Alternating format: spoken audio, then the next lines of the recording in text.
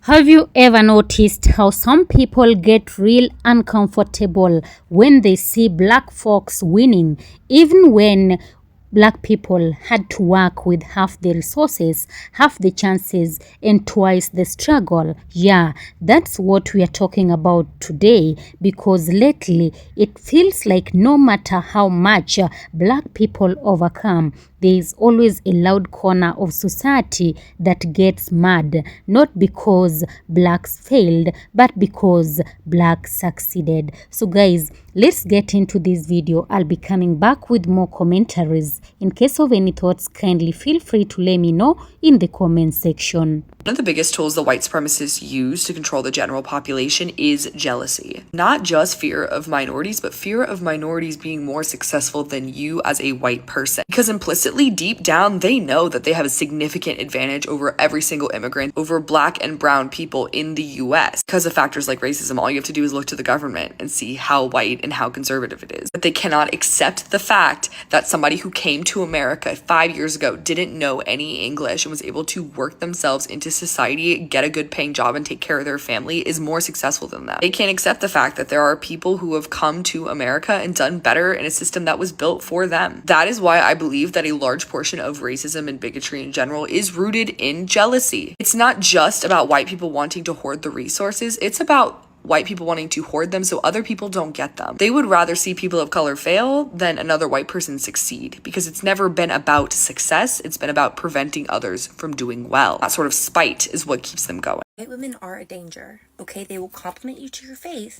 and then call the cops on you behind your back. They are disingenuous and it is performative. I will tell you, as a white woman who has been around white women my entire life, that little white girls and little white teenagers and young white women and middle-aged and old women, things that they say to non-white people are not the same things that they're saying in an all-white room. White women don't want to see their ex dating someone who's not white. They don't want to see someone who's not white take their job spot. They don't want to see someone who's not white have a better car or a better house or a better outfit, okay? And when they get mad at someone who's not white, they're going to bring race into it. They're going to say really nasty racist things, regardless if it's to your face or behind your back, even if it has absolutely nothing to do with race. They are going to start saying some really wicked things because white women are a danger. They are a danger to minority communities. I know I've been knew this, and I talk about jealousy and envy a lot on my social media. I found this out when I was in the military, and especially living where I am now, it's the type of jealousy that could really get someone hurt. And it's like black women get jealous of black women too, and do especially in certain jobs too. They will try and push you out. But I do know that typically when it comes to white women, this is very true, and I sense it. I studied psychology, and it is because they don't want to see us with something better than them, what they have, or like similar houses living in subdivisions or better cars and things like that. Anything nicer or buying something nice at the store. I actually had one was trying to break my bow because it was a Hello Kitty bow and it was pretty. How come some white people can't see the problems within the white community, but can see every problem within the black community? I just want to know. Yeah, I was on TikTok the other day, y'all, and I can't even remember the post. But baby, I went to those comments. Y'all gotta go to the comments. Sometimes it don't all the way be that post. It be the comments. So fast forward, I go down in the comments, and this person said she just knows in her heart of hearts that black success, black excellence is a direct pipeline to white racism. And baby, I had to pause. I had to pause because y'all know it's true.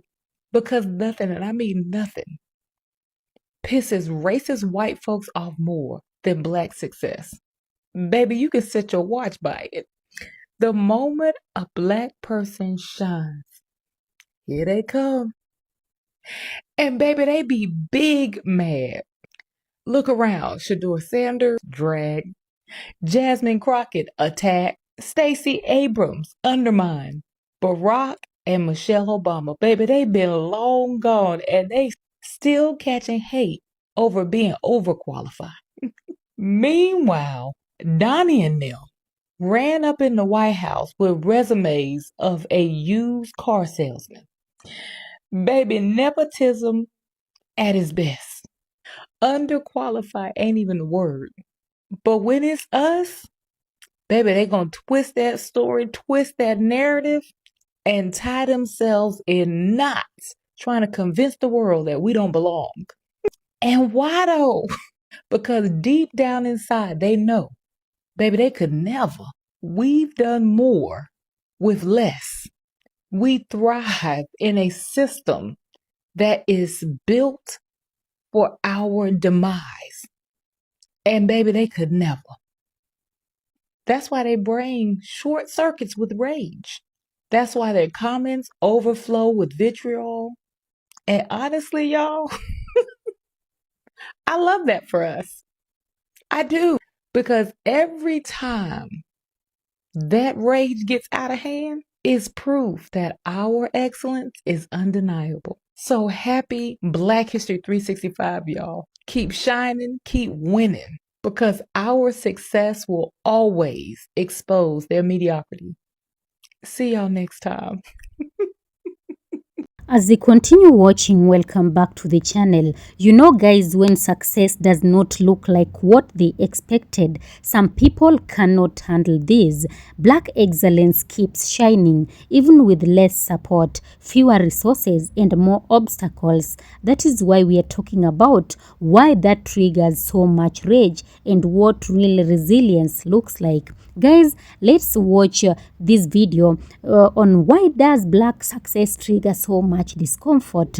We are breaking down the psychology, the history and social dynamics behind why some white folks react negatively when black people continue to thrive despite systemic barriers. This is not just about envy, it's about power, it's about privilege, and it's about perception, because they tried to hold blacks back, but blacks are still rising. This video celebrates the strength, the creativity and unstoppable drive of black communities thriving despite the odds. Guys, let's get into the remaining clips. We are here unpacking why our success shakes the system and why that is a good thing. I'll be back. All right, racists. You not fab like that to be doing all of that.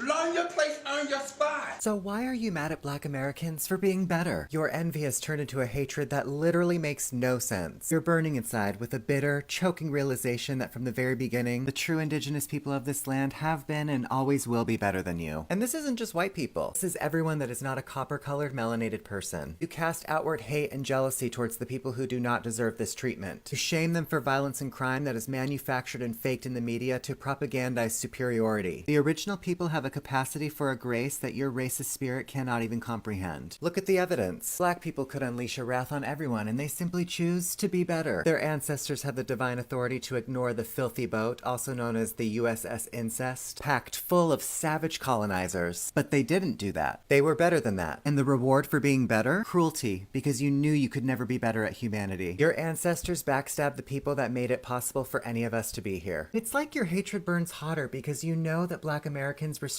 is not a weakness. It is a proof of strength you do not possess. It's the clearest demonstration that the original people operate on a higher moral frequency. Racist America, you know this. You see black brilliance in art and in music and in science and in culture. Industries you had to bar black Americans from legally, just to give yourselves a head start. And you still lost. You hate black people because their mere existence is a living, breathing report card on your own moral and spiritual failure. To admit that the original people are better would force you to confront the truth of your own profound lowness. It would also mean that the people that you have spent centuries trying to destroy are in fact your moral and spiritual superiors in every conceivable way. So you cling to your hatred. It's the only thing that keeps you up at night. It's the lie that you tell yourselves to avoid the shattering conclusion that the savages you invented in your head were a reflection in the mirror the whole time. You know how people right now say the country's going backwards? I'm gonna give you a demonstration of that. I'm not gonna talk about economics in that kind of way, but I'm gonna talk to you about enslavement was about 250 years, right? From 1619 to 1865 or thereabout, maybe not in Texas. Okay, so that's about 250 years, 246, 250 years. Jim Crow and segregation followed that. That was 100 years. So really, a lot of people like to say, we were enslaved for 350 years because Jim Crow and segregation was slavery, about 90% of enslavement. It was about 90%. Now that 90% declined as you get closer to 1965 when the Civil Rights passage was passed, when civil rights laws were passed. So you got 250 years, you got another 100 years, you got the civil rights laws from 1965 to right now. That's only 60 years. I'm 61. I was born in 64. I was born 1 year before the civil rights laws were passed. So I was born in that time of Jim Crow and segregation, right? The tail end of it, but those laws were passed in 1965. So here we are in 2025. We can effectively say that the era of civil rights is over. It was a 60-year period. It was only 60 years that the majority of white people, not all, I see you, you're one of the good ones, I see you, not all, it was only 60 years that white people were able to accept black people having a type of freedom that allowed us to excel and achieve and grow and change this country and change ourselves.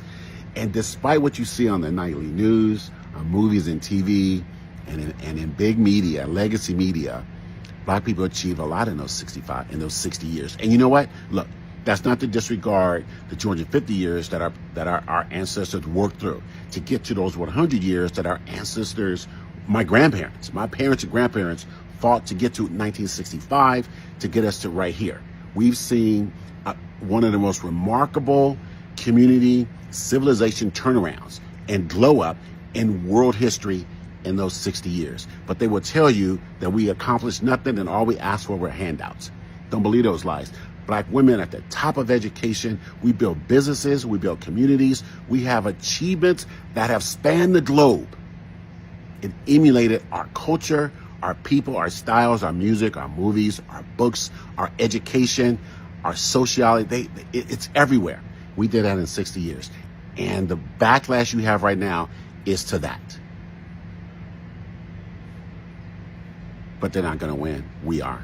Oh yeah, guys, we have come to the conclusion of this video. See, the truth is, for centuries, the system wasn't designed for people like us to thrive. From slavery to segregation to systemic barriers today, the message was always stay in your place. But here is what's wild. Every time we don't stay in our place, every time we turn less into more, it rattles people who thought they had life figured out, because deep down it challenges the illusion of superiority. It makes them ask, if they can do so much with so little, what is my excuse?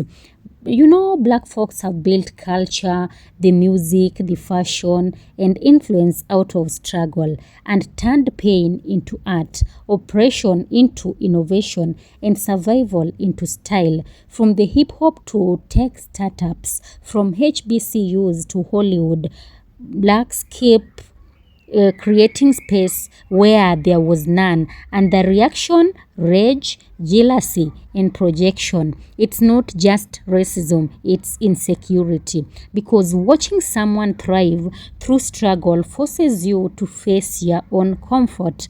Let's be real, thriving while black is still seen as an act of rebellion. You buy a nice house, how can they afford that? You get promoted, must be diversity quotas. You open a business, bet it won't last. But somehow blacks keep proving them wrong, and that's what really burns them up. The fact that even when we are underestimated, we still shine, because our power isn't in privilege, it is in perseverance. The wealth of blacks is not just in money, it is in culture, creativity, and community. Blacks have turned less into legacy. And every time they rage, every time they mock or minimize the success of blacks, all they are really doing is showing us how powerful we are. Because if your joy, your growth, and your glow can trigger someone, that means you are doing something right. Yes, so keep thriving, just keep building, keep shining loudly, because the louder they rage, the clearer the truth becomes. They cannot stop what they didn't create. Yes, so guys, thank you so much for watching. If you felt this message, hit that like button and drop your thoughts in the comments. Give the video a thumbs up and also subscribe for more unapologetic truth. Kindly hit the notification bell, because we are not here to survive anymore. We are here to thrive. Thank you so much. Hashtag Black Excellence, hashtag Black Power, hashtag Stay Thriving. Thank you so much and have a nice time. Peace be with you. Of course, all credit belongs to the original creators of the video. This video is meant for educational purposes, information purposes, and commentary purposes as well. Be blessed. Peace be with you. Until the next time.